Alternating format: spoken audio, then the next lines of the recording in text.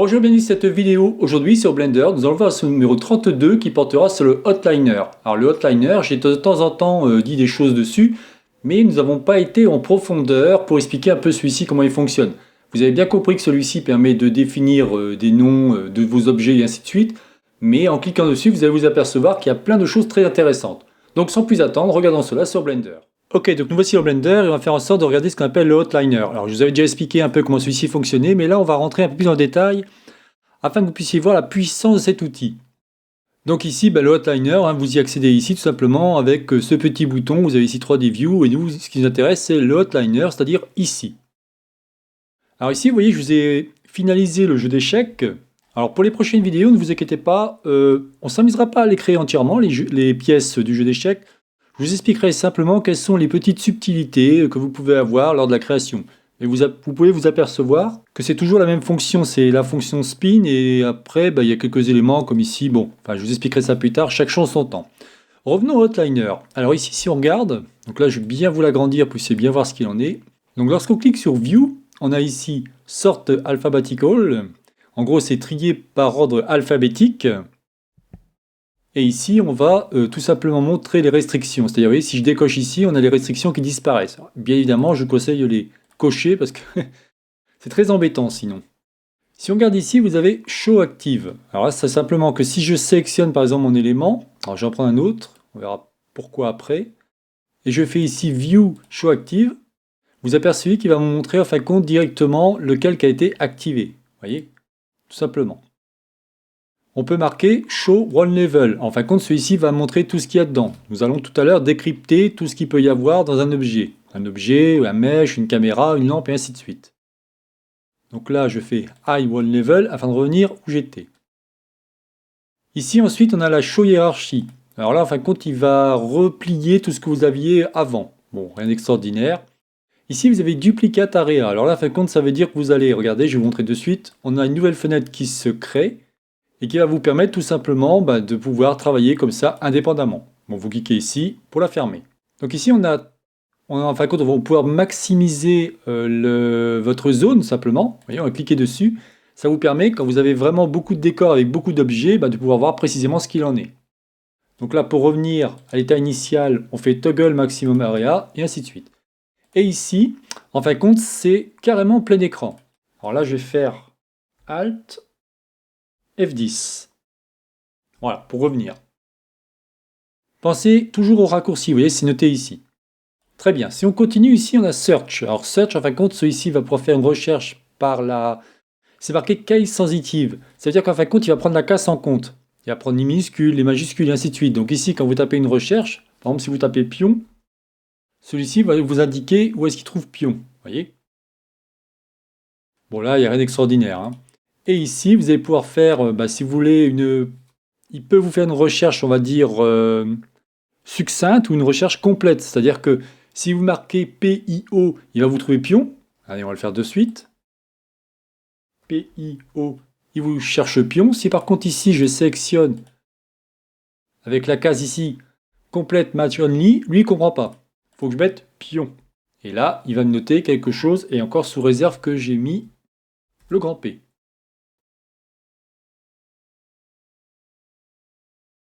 Pourquoi? Parce qu'en fin de compte, il faut marquer pion blanc 01, enfin, c'est-à-dire la description complète. Pour moi, c'est inutile.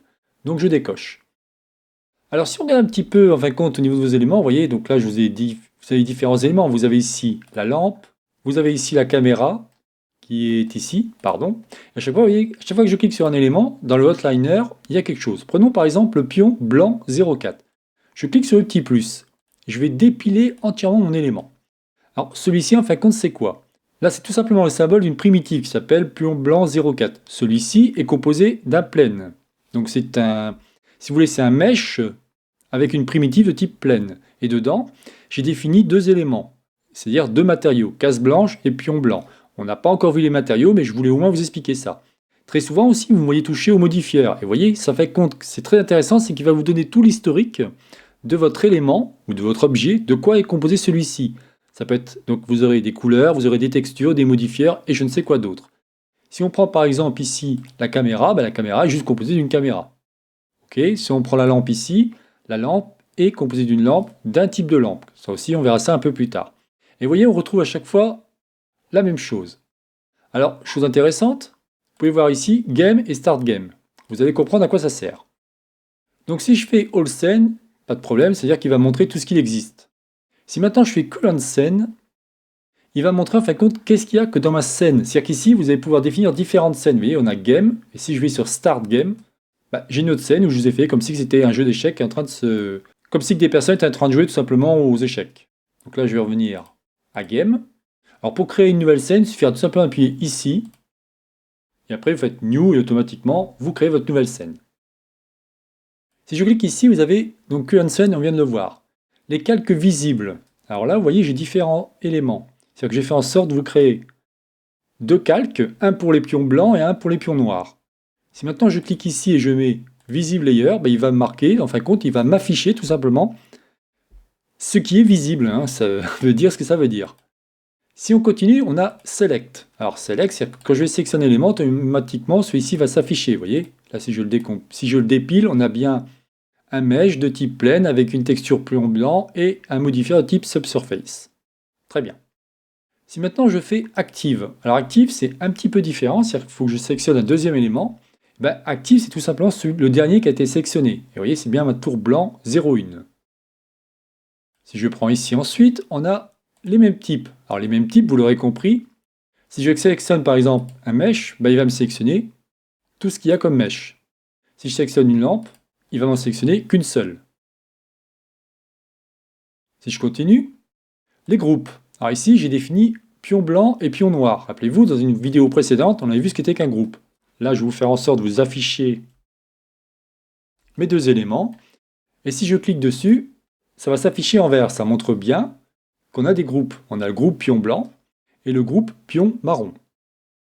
Alors, petite chose aussi, bon, même si je vous l'ai déjà expliqué, mais on va le revoir. Ici, vous avez l'affichage qui va permettre, en fin de compte, de masquer ou d'afficher vos éléments. Comme c'est un groupe, ça m'affiche ou ça me masque tout mon groupe de pions. Ici, ça m'empêche carrément de pouvoir toucher à mes éléments. C'est qu'on ne peut plus rien faire. On ne peut plus les modifier, on peut plus les... On peut rien faire. Il est complètement verrouillé sur votre scène. C'est très intéressant quand vous voulez vraiment... Vous êtes sûr que votre objet est au bon endroit, c'est parfait. Je ne veux pas qu'on y touche, donc vous faites en sorte de décocher. Et le dernier, c'est tout simplement le rendu. Lorsque vous faites ici Render, et on clique sur Render, celui-ci ne sera pas affiché, tout simplement. Voilà, ça c'était un petit aparté que je vous avais déjà expliqué, mais bon, je voulais être sûr que tout le monde comprenne bien. Donc ici on est dans le groupe, parfait. Donc vous l'avez compris que si je désélectionne ici, on aura les pions noirs qui vont disparaître. Ensuite, si on va ici, on a séquence. Alors séquence, je ne vous expliquerai pas pour l'instant, on verra ça un peu plus tard.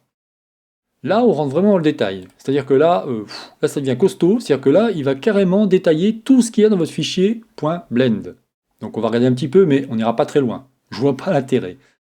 Donc ça vous défie tout ce que j'ai pu m'amuser à mettre. Vous voyez, on a les librairies, on a les styles. Si par hasard j'utilisais un brush, si j'utilisais un type, qu'est-ce que j'utilisais comme mesh. C'est une description totale ou complète de tout ce que vous avez dans votre fichier .blend. Je regarde ici, Datablocks. Encore plus, je dirais, peut-être encore plus avancé ou différemment. Mais là aussi, regardez, amusez-vous, mais franchement, pour l'instant, ça ne servira pas. Et c'est vraiment quand on va attaquer des gros projets, on est très très loin. Et c'est là qu'on pourrait effectivement faire ce genre de choses, surtout quand on est en équipe, pour partager les informations, ainsi de suite. Mais bon, là, aucun intérêt dans notre cas. User Preferences, c'est tout simplement, si vous voulez changer par exemple le thème, au niveau des couleurs, vous voyez, il va vous donner les informations et ainsi de suite. Donc sachant que vous pouvez retrouver celui-ci dans File, User Preferences, ici dans Thème, et ici vous avez différents éléments. Si je clique sur le Outliner, en fin de compte, je vais retrouver, je vais pouvoir en fin de compte définir mes éléments. Bon, à vous de voir, moi en général, je ne touche pas à ça. Et ici, on a Orphan Data, là aussi on verra ça un peu plus tard. Ça peut être intéressant lorsqu'on a des objets orphelins, mais bon, pas très intéressant pour l'instant. Ici, vous avez tout simplement une recherche qui va vous permettre de faire une recherche, comme je vous ai montré tout à l'heure. Soit, si vous avez encoché ici Case Sensitive, soit ici, si vous avez mis Complete Match Only. C'est-à-dire qu'en gros, soit vous avez mis la casse, rappelez-vous, c'est la gestion des majuscules ou des minuscules, ou alors tout simplement, ici, si vous voulez, votre correspondance parfaite. C'est-à-dire que si je reviens ici au niveau de Olsen, et que je vais par exemple sur Game, voilà, il faudra taper foo avec un grand F, underscore, noir, et ainsi de suite. Voilà, donc je n'en dirai pas plus sur le Hotliner, sachant que j'ai quand même décrit pas mal de choses, croyez-moi, dans des bouquins, je vous montre un exemple, que j'utilise très souvent, qui est entre guillemets ma Bible. Il n'y a pas eu beaucoup d'informations, donc il a fallu faire pas mal de recherches pour bien comprendre, mais surtout vous expliquer comment cela fonctionne. Pour les prochaines vidéos, nous verrons tout simplement comment créer, comme je disais, la tour, le roi et le cavalier, je crois, c'est ce qui nous manque, mais on ira un peu plus vite. Comme ça, on pourra commencer à avancer et par exemple finir le coffret de notre damier. Je vous souhaite une bonne journée et à la prochaine vidéo. Bye bye.